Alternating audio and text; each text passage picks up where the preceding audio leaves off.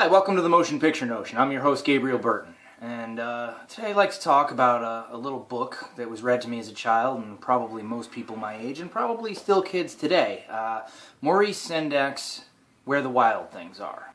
I remember when my mom used to read it to me, I would actually picture my room being like Max's room, and I would see like the stands on my bed, and I'd see them growing into trees, and that was part of like what really made my room a magical place when I was a child. And it has sort of a moral to it, kind of like a, you know, no one loves you like your family, like there's no place like home kind of a deal.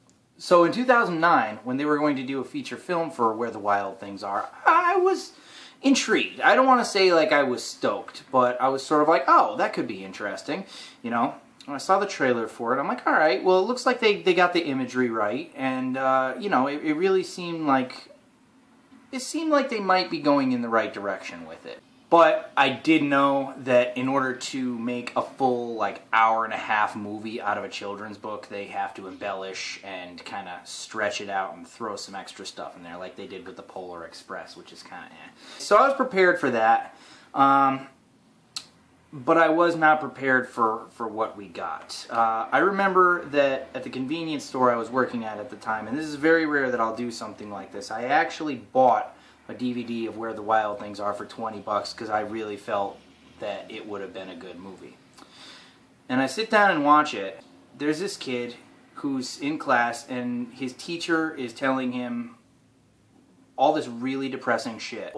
One day our sun is gonna burn out. This kid is taking this to heart and he brings it home with him, and I was sort of like, that's kind of dark, you know, but okay, alright, let's keep rolling. Then he goes to his home life and the kid's just not happy, and that's when he builds his boat and he sails off to, you know, the island where the wild things are. The whole time I'm expecting there to be sort of like a balance of, you hit a tough spot, but like things get better, and you know, you're gonna be okay, you're gonna make it. Where the Wild Things Are, the movie, it was a very 2000s movie, and when I say that, I mean, there were a lot of movies throughout the course of the 2000s that basically tried to capitalize on the quirkiness of Wes Anderson movies, and they were presented as like these pseudo-intellectual comedies, and the moral majority of them, in my opinion, completely lacked direction, were not funny at all, were actually really just kind of dark and morose and boring, to be honest.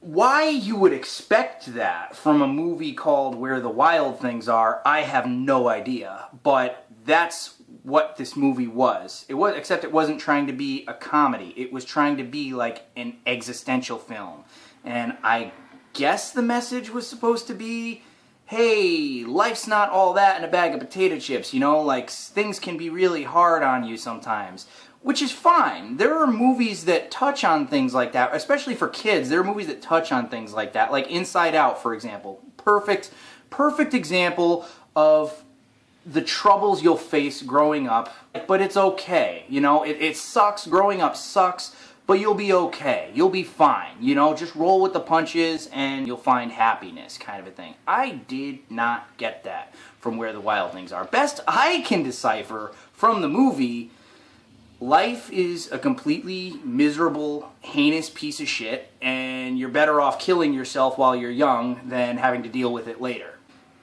The monsters had their own problems, and they were assholes, but it's like Max just brought even more negativity with him, and nothing was really learned, nothing was really accomplished, like, nothing happened. Like, the entire movie was just perpetual misery. And it's like, why would you do that to a beloved children's classic? And who are you marketing this movie towards? Who is this for? Because if that's for kids, you ought to be fucking ashamed of yourself. I think it was really supposed to be like an artsy-fartsy like kind of breakthrough, but it was a pretentious, morose, dark fucking movie that actually I'm pretty sure people have already forgotten about. There were good actors that were involved with the voices of the monsters. I think they thought they were doing something really groundbreaking, and Like, I put it on the same level of, like, The Mosquito Coast in terms of, like, a downer-ass movie. Like, you know, but at least The Mosquito Coast was a good movie. It's a fucking downer. I can't watch it because it puts me in a fucking bad mood. You know, same thing with, like, Braveheart, Requiem for a Dream. But those are good movies. Where the Wild Things Are, it's not a good movie. You know, bottom line. So, guys, I don't know if you have seen it. Probably you haven't. Take me at my word. I'm begging you for your own sanity. Don't even fucking bother with this movie. It is blasphemy. I really hope that, you know, sometime in the future, maybe they can do like a half-hour made-for-TV special where they could do kind of the same thing, where they take like the real imagery from the book and they do it well, but they just stick to the damn story. They just stick to the positivity of the children's book. God willing. But yeah, Where the Wild Things Are. That's all she wrote, man.